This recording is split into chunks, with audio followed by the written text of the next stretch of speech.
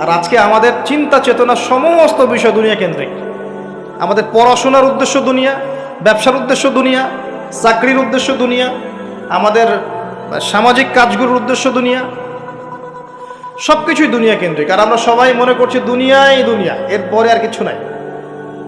মনে রাখবেন, যে ব্যক্তি দুনিয়ার জন্য দুনিয়া করে, শুধু দুনিয়ার জন্যই দুনিয়া করে, সে দুনিয়া পরকাল দুটোই হারাবে। আর যে ব্যক্তি পরকালের জন্য দুনিয়া করবে, সে ইহকাল পরকাল দুটোই পাবে ইনশাআল্লাহ। কথা বুঝতে পারছেন? যে ব্যক্তি দুনিয়ার জন্যই দুনিয়া করবে, সে দুনিয়া আখিরাত দুটোই হারাবে। দুনিয়ার জন্য যদি আমি দিনের কাজও করি তাও হারাবো। কথা বুঝতে পারেন নাই? দুনিয়ার স্বার্থে যদি আমি দিনের কাজ করি, ইসলামকে নিয়ে দুনিয়ার স্বার্থ অর্জন করতে চাই, তাহলে দুনিয়া আখিরাত দুটোই হারাবো। আর যদি পরকালে আল্লাহ সন্তুষ্টি পাওয়ার জন্য আমি দুনিয়া করি, আল্লাহ পাক পরকাল দুনিয়া দুটোই দিবেন ইনশাআল্লাহ। আল্লাহ পাক আমাদেরকে বোঝার তৌফিক দান করুন, আমিন। আশা করি আমরা সাফল্যের সংজ্ঞাটা বুঝতে পেরেছি। কারা সফল হবে? মুমিনরা। এবার আসেন, মুমিন কারা? সহজ কথায় বলছি, যারা 6টা বিষয় বিশ্বাস করে। কয়টা? 6টা পিলারে যারা বিশ্বাস করে।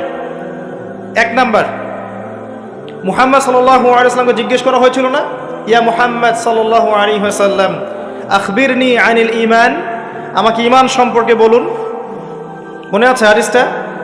হাদিসে জিবরিল, মিশকাতের 2 নম্বর হাদিস মেবি, জি। আর মুসলিম শরীফের 9 নম্বর হাদিস।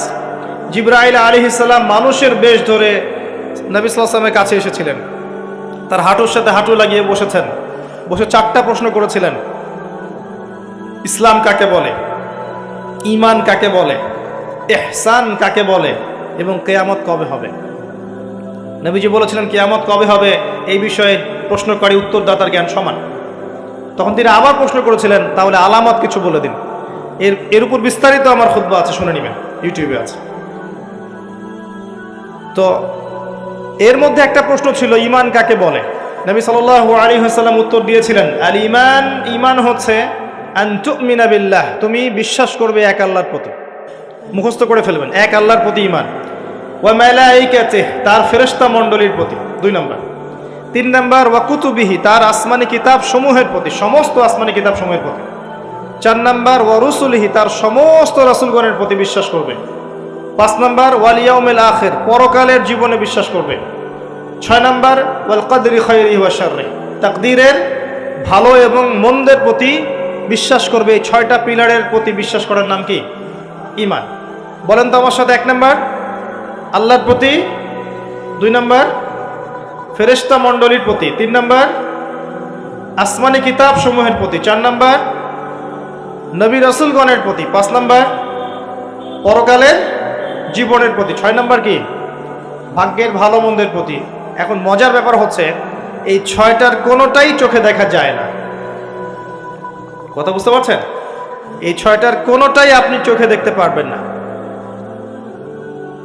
আল্লাহ দেখেছেন, মালায়েকা ফেরেশতা দেখেছেন, আসমানি কিতাব সমূহ, আগের আসমানি কিতাবগুলো দেখেছেন। আমি তো বারবার একটা কথা বলি লেকচারে, যে অনেক মুসলিম তো কোরআনও দেখেনি। এমন মুসলিম নাই? আছে, অবশ্যই আছে। দিন দিন ওদের সংখ্যা বাড়ছে। হ্যাঁ, কেমব্রিজ, অক্সফোর্ড, হার্ভার্ড থেকে পড়ে আসছে, কোরআন দেখেনি। হ্যাঁ, আপনি তোলা তোলা করে বড় করেছেন, ইউনিভার্সিটিতে পড়ে আপনার ছেলে কোরআন দেখেনি কখনো। দেখেছে যে তার বাবার মৃত্যুবার্ষিকীতে হুজুর এসে একটা বই পড়ে, তার নাম কোরআন, তার কাছে এরকমই মনে হয়। এরকম জেনারেশন আছে না? এদেরকে খিজর আলাইহিস সালাম পেলে হত্যা করতেন।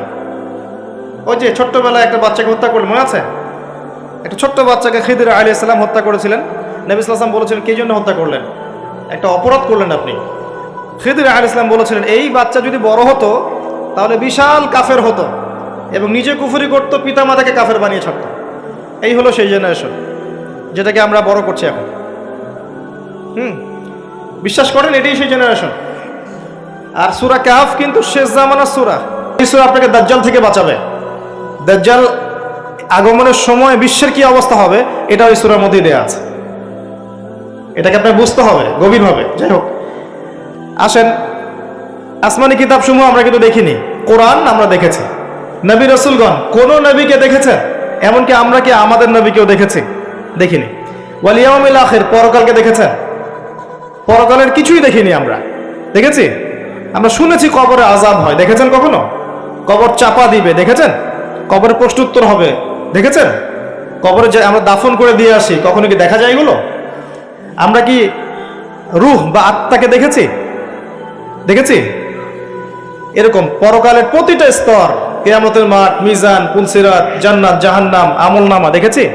দেখি নাই। আমাদের কাঁধের ফেরেশতা দেখেছি? কিছু দেখি নাই। এই যে 6টা পিলার ইমানের, সব কিন্তু গায়েব, অদৃশ্য বিশ্বাস।